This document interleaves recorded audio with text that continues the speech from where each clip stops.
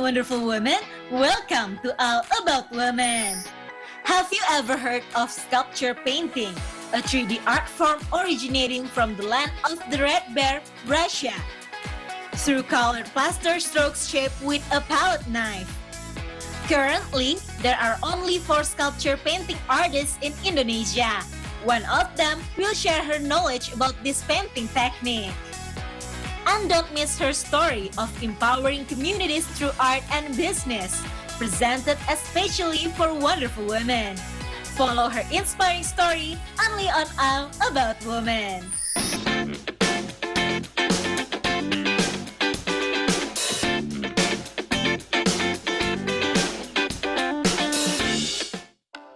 Not only paints beauty, but this woman from Cimahi also awakens the instinct to share, which is a life purpose for her. It's this passion that drove her thousands of kilometers to learn sculpture painting in Russia. Hai, aku Nisa Nur Aini, pengajar sculpture painting. Sekarang aku lagi ada workshop bareng teman-teman untuk bikin bunga cantik ini. Pengen tahu caranya? Yuk ikutan workshop aku. Ayo teman-teman, kita mulai. In 2017, Nisa flew to Russia to learn directly from the creator of this painting technique, Evgenia Ermilova. It was not an easy journey to master a new art technique, but her hard work, dedication, and patience paid off. Now, her skills are recognized and she is an international instructor. Untuk menjadi seorang pengajar atau certified teacher di sculpture painting, kita harus melalui proses untuk mengikuti tahapan belajar yang cukup panjang, di mana kita harus mengerti teknik basic sculpture painting, kita harus bisa mengerti teknik membuat bunganya sendiri, belum lagi nanti teknik komposisi, membuat komposisi sebuah lukisan, kemudian teknik memadu-madankan warna, dan juga teknik fotografinya juga kita pelajarin, karena kita harus mempresent hasil karya kita. Nah, dari situlah baru kita qualified sebagai sculpture painting teacher. Ada ujiannya itu berupa kita ditugaskan membuat komposisi karya yang original hasil karya kita sendiri. Jadi nggak boleh nyontek karya orang lain. Nah, karena kita di situ dilatih untuk mengembangkan ide kita dan mengeksekusinya. Two major differences between sculpture painting and other techniques are the use of palette knife as a brush and special plaster from Russia as the paint. Her advanced technique mastery makes this 41-year-old woman highly skilled in shaping petals and leaves of various kinds. Different angles and pressures on the palette knife produce different shapes. Ya teman-teman, ini kita lagi bikin daun. Nah, di daun ini kita juga perlu atur kemiringannya 45 derajat agar si base-nya itu tebal. Jadi pada saat mengaplikasikan daun, hasilnya bisa lebih tebal daunnya. Wonderful woman, don't feel insecure if you think you like painting talent but are interested in learning this technique. Because Nisa will guide you step by step so participants can master the basic techniques, which are the foundation of sculpture painting. Oke teman-teman, ini kita lagi proses mewarnai background untuk seni sculpture painting. Jadi dalam background ini baiknya kita bikinnya bergradasi, perpaduan antara satu warna dengan yang lainnya itu bagus gitu ya. Jadi harus kita campur dengan cantik. Terus ini juga teman-teman boleh bikinnya bertekstur ataupun halus, jadi sesuai selera aja. Before teaching sculpture painting, Nisa had been deeply involved in teaching the art of decoupage since 2007. In addition to conducting paid workshops, she does not hesitate to share her knowledge for free, especially with art teachers who have inspired her passion for craft since elementary school. Kelas gratis ini diantaranya kita berikan kepada guru-guru prakarya, terutama di sekitar tempat aku tinggal ya, di kota Cimahi. Ada total lebih dari 160 guru yang kita berikan pelatihan tentang decoupage, karena kita ingin guru prakarya juga mendapat tambahan ilmu atau keterampilan yang baru, yang nantinya bisa diajarkan lagi kepada anak-anaknya. Dan ini pun alhamdulillah sudah bisa diajarkan lagi kepada murid-murid di sekolah di sekitar Cimahi ya. Jadi murid-murid itu selain melakukan prakarya yang seperti dulu kita udah sering bikin, jadi ada sesuatu hal yang baru juga. Kemudian kelas gratis juga kita berikan kepada yayasan. Dari yayasan itu ada anak-anak binaannya, kita berikan pelatihan. Tujuannya agar bisa membuat minimal bisa bikin souvenir gitu ya, jadi bisa nanti dijual lagi. Dan ada beberapa memang sudah menjual souvenir-souvenir dari seni decoupage ini. A wise person once said, no matter how much knowledge is shared, it will never run out. This saying seems to be a belief for Nisa, as she always puts her whole heart into every opportunity to share her knowledge. Ada juga pelatihan di kelurahan, memang itu atas undangan dari dinas. Kami nggak diminta untuk murid-muridnya bisa praktek ya, tapi kami juga ingin semua orang bisa merasakan pengalaman bikin decoupage. Akhirnya kami memberikan kit kepada masing-masing peserta agar mereka bisa praktek membuat souvenir decoupage di media sabun. Karena ini kan mudah dan murah gitu kan modalnya. Jadi mereka bisa praktikkan dengan segera tanpa perlu modal yang besar dan bisa langsung jualan. Ngasih kitnya, ngasih caranya, mereka bawa pulang hasil karyanya, dan mereka kemarin tuh ada yang ini udah langsung pasang di status WhatsApp. Terus biasa kan teman-temannya, tetangganya pada nanya ini apa nih apa. Nah, seneng banget sih kalau misalnya mereka bisa langsung praktek dan insya Allah nanti kedepannya bisa jualan dan mandiri gitu kan. More than 400 students have attended her sculpture painting workshops over the past 6 years. People come to class for various reasons. Sometimes it's not always just about the art. Pertama, saya suka crafting, dan kedua karena kebetulan saya punya cancer stadium 4 paru, getah bening, otak. Jadi saya pengen melatih tangan sama otak saya lebih kreatif, jadi nggak lupa. Terus ini juga bisa membuat saya tidak anxiety gitu, ketemu dengan teman-teman yang satu environment, positive vibe gitu. Jadi saya amat sangat happy deh. The application of colored plaster creates unique, beautiful, and realistic volumetric paintings, making craft enthusiasts from various places eager to learn it. Saya dari Semarang, baru pertama kali ini saya mengikuti kursus ini karena saya tertarik melihat bunga-bunga itu kok bagus sekali. Jadi saya jauh-jauh ke Jakarta untuk ikut les ini. This 3D decorative art can be applied to various hard surfaces such as wood, glass, and metal. Besides painting, the technique can also be used to decorate brooches, wall clocks, bottles, and more. Furthermore, sculpture painting techniques and skills are also useful for cake decorators to create three-dimensional cake decorations. Participants were encouraged to explore color variations for their flowers. And to make their petals even more delicate, Nisa had some tips to share. Sekarang kita sudah diproses membuat bunga. Dalam membuat bunga ini penting sekali untuk menggradasi warna setiap pelopaknya. Karena ini akan membuat bunganya seperti aslinya. Jadi kita menggradasi setiap pelopaknya sampai nanti semua bunganya juga bentuknya bagus dan warnanya cantik seperti bunga asli. After an 8-hour workshop, these paintings are finally complete. But hold on! Be careful! Since they are made of plaster, they need about 5 days to fully harden. The drying time varies based on the size of the flower. The larger the flower, the longer it will take to harden. A biology graduate from a university in Bandung, she never imagined that her passion for the arts would become her life's path. Despite the ups and downs of the craft business, she firmly believes her choice benefits not only herself but also her family and community.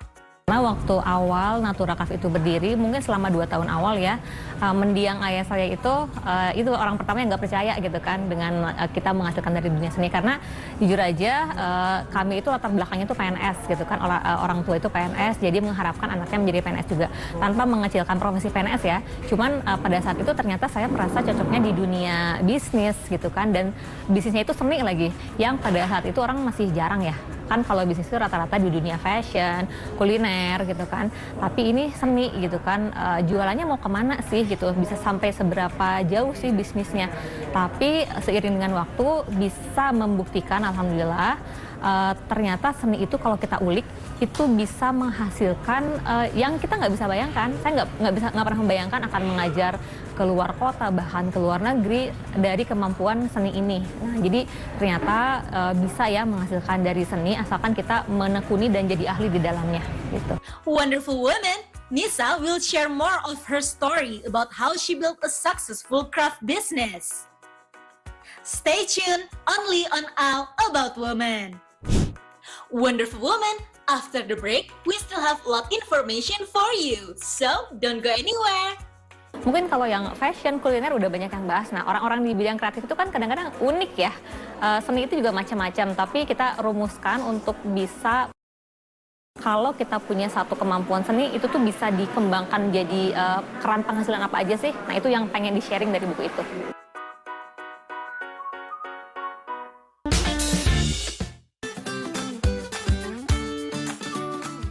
Failure in business is an inevitability every entrepreneur must face, and this mother of two is no exception.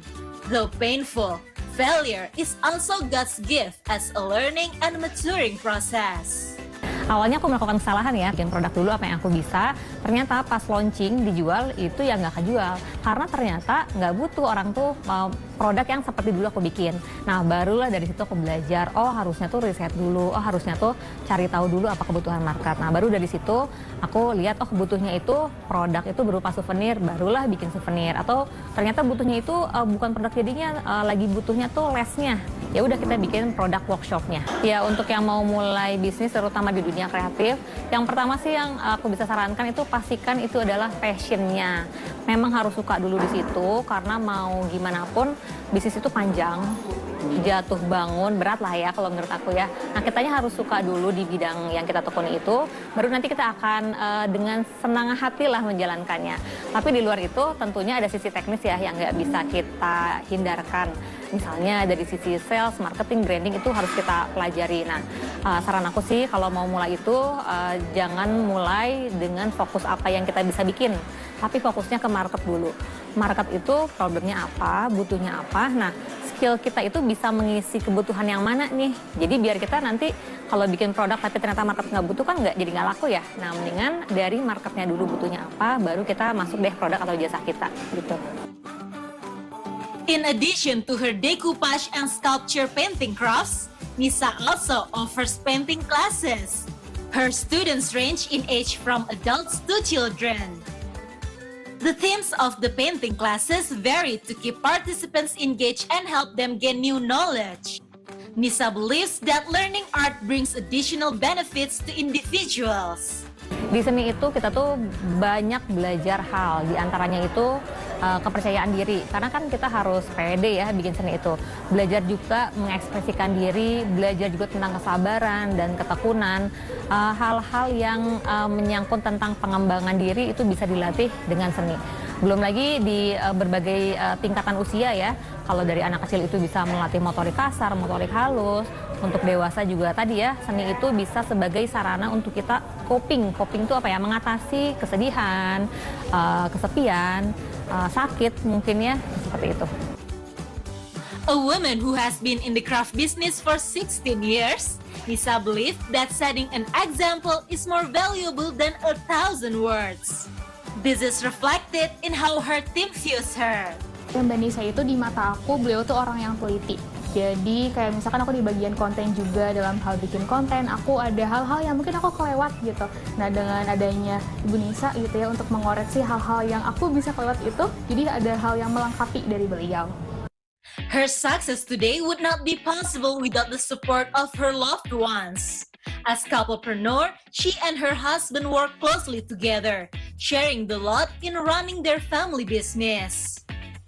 Clear division of tasks from the start is one of their tips for avoiding conflicts within the family business. Kalau Mbak Nisa kan teacher ya, teacher untuk sculpture painting. Kalau saya support dari ngelola eventnya, dari persiapan, kadang kalau lokasi kan dari nol ya, di beberapa event tuh banyak challenge lah gitu. Kalau kita kerja sama kafe atau hotel, lokasinya ya, atau mungkin restoran yang kondisinya berbeda-beda. Nah, itu kita harus butuh prepare dari awal, dari sebelum event, seminggu sebelumnya harus kontak bener, posisi kursinya seperti apa, kemudian tingkat kenyamanannya, ada AC atau enggak, indoor atau outdoor. Jadi saya siapin dari awal sampai akhir gitu ya, dan sehingga nanti sang teacher, Tenisa bisa mengajar dengan nyaman, intinya seperti itu. Jadi selain untuk ngelola manajemen untuk eventnya gitu ya, kita juga semua harus, karena ini keluarga ya, jadi kadang timnya kecil ya, kita timnya kecil, jadi saya bantu untuk dari prepare sampai dokumentasi ya, foto, video seperti itu ya, bolak-balik seperti itu lah. Jadi harus kayak Kopassus ya, semua harus bisa. Running a business, especially a family business, is a 24/7 commitment, and sometimes business discussion extend into their home life. To keep things balanced, they are committed to maintaining boundaries and clearly defined roles, ensuring both professionalism and family life can thrive side by side. The apple doesn't fall far from the tree. It seems Octave and Nisa's entrepreneurial spirit has been passed down to their two sons, Elang and Gara.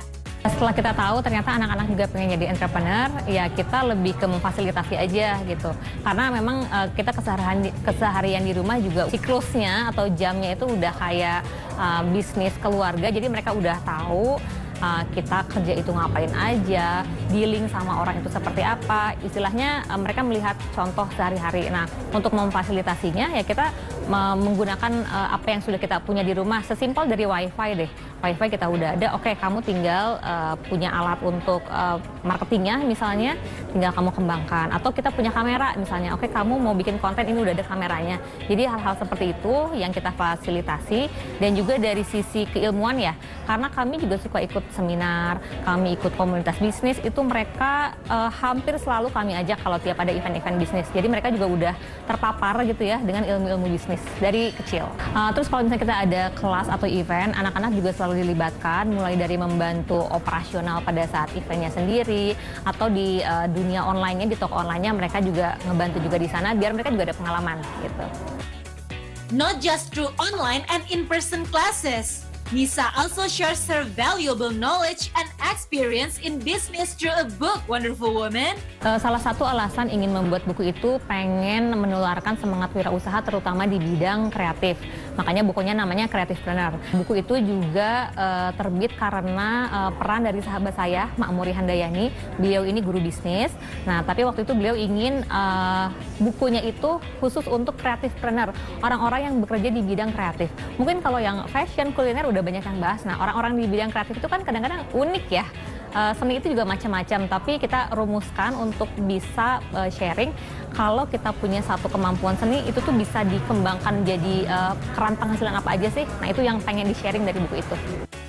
For Nisa, sharing her knowledge is just as important as her own learning journey, as it will be her legacy, a lasting contribution that she hopes will bear fruit as a meaningful act of charity in the next life.